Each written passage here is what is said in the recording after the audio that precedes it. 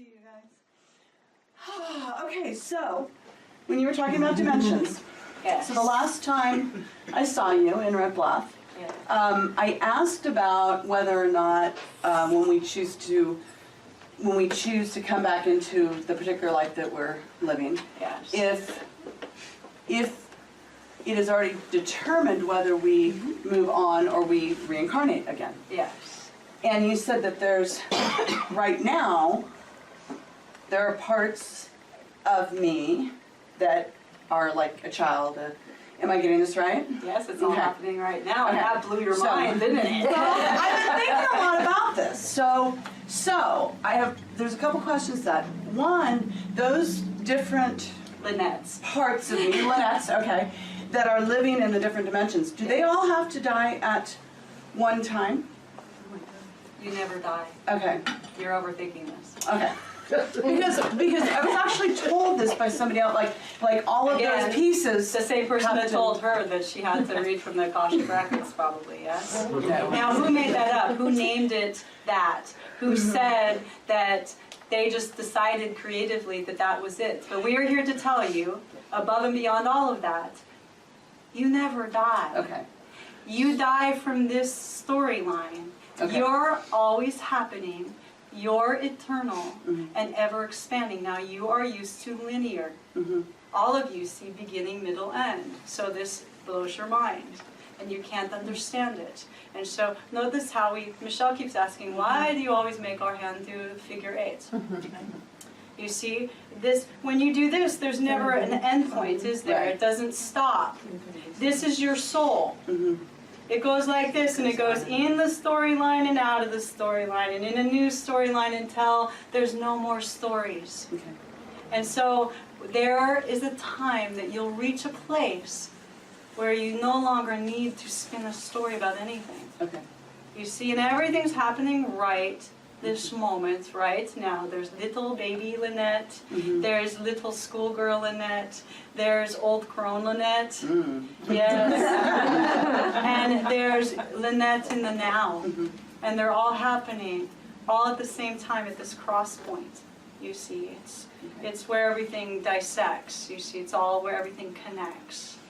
And so you never die. Stop overthinking it, or you'll die. Yes, I do understand that, because there was something I was way overthinking in marketing, but you already answered that, and it was just like, just You're getting just better. let it go. I'm getting a lot better. You catch yourself. I do catch myself. So what we feel like, what happens is you get like, okay, it's like you're at the top of the mountain and you have the train and it has an engine going, even though you're going downhill, and this is your thoughts.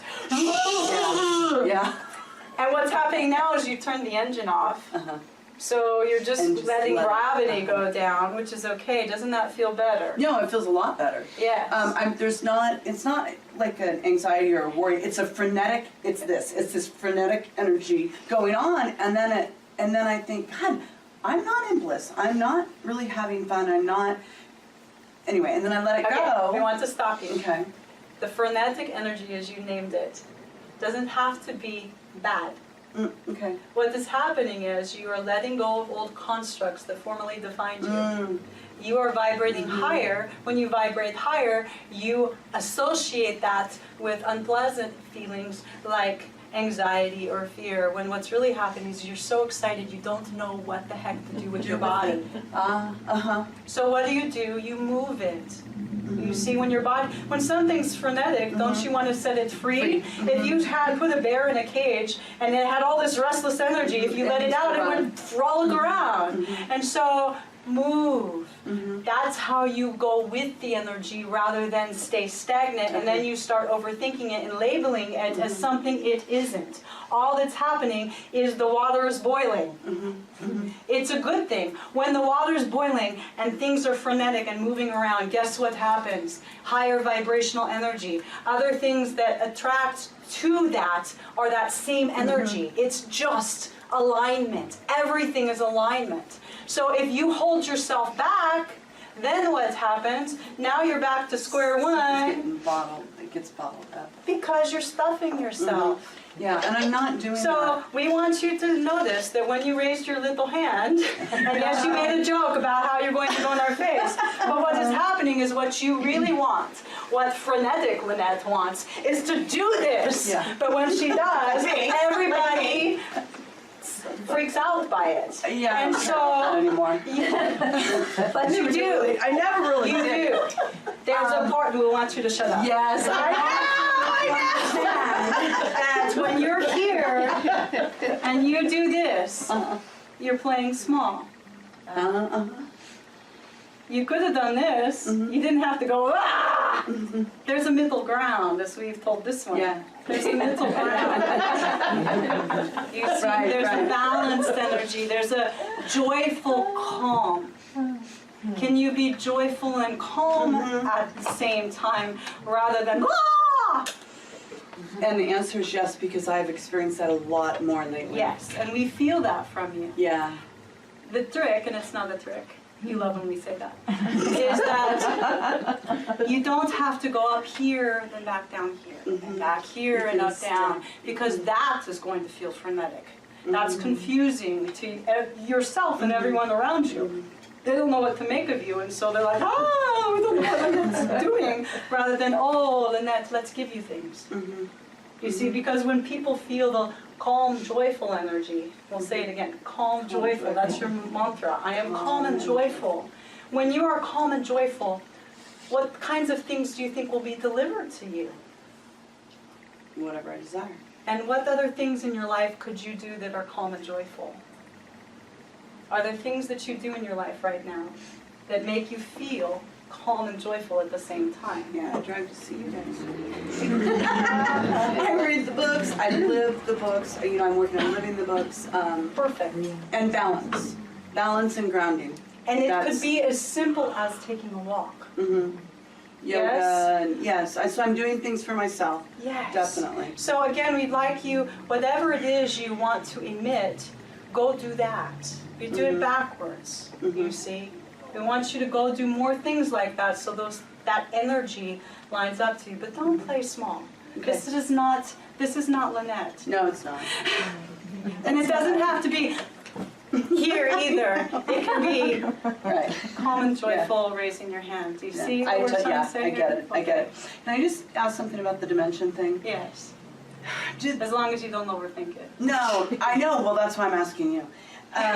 Is there ever a time when those different dimensions bleed into each other? I had this thought, and It's it like just science came fiction. to me. Well, and then all of a sudden, I thought about schizophrenia. Yes. So I don't necessarily need an answer. I just want to throw that out there because of bleeding over, and because schizophrenia. Okay, I mean, we'd like to stop you okay. right here. So many of you talking about labeling something that doesn't need to be labeled. So many times you have labels for what you don't understand. What you deem as schizophrenia is just not fitting into the confines of your society. And so people are forced to branch out rather than integrate all their personalities. Don't you have a number of roles, all of you not needing to be schizophrenic? Don't you act differently here than you do with some other people or at work? Or you have different personalities and different dimensions of yourself all the time anyway. Okay. Yep. And so the question becomes, can you live out your highest and best? That supersedes your question. So when you wake up each day, we'll remind you, we say this all the time, tap into the highest and best dimension of yourself today. Who is she? What does she look like? How does she act in the world? How does she carry herself? Go be that. Affirm that. That brings all the dimensions home. Okay. Because your best on today might be down here on one day and up here on another. You see? And when you just affirm, because there's many of what you have names for, your angels, your guides, whatever. There's lots of spiritual entities that no longer need to take a human form or who have never taken a human form. They're everywhere. They're just not vibrating at a level that you can visualize them. You don't have microscopes strong enough to see that, or telescopes that go far enough to see things that are invisible to you that are not. And so just tap into it. Practice, play with it, make it a game. You forgot how to play like a little child. Didn't you all do that? When you were little, you'd come out and you say, I'm going to be a nurse today, and you were the nurse. You didn't have to go to school and go to college and study everything. You owned it and you pretended until you really felt like you were a nurse. You see, when Michelle was a little girl, she's going to hate this story. When she was 6 years old, she was obsessed with the $6 million man, and she wanted to be bionic, like Amy Summers.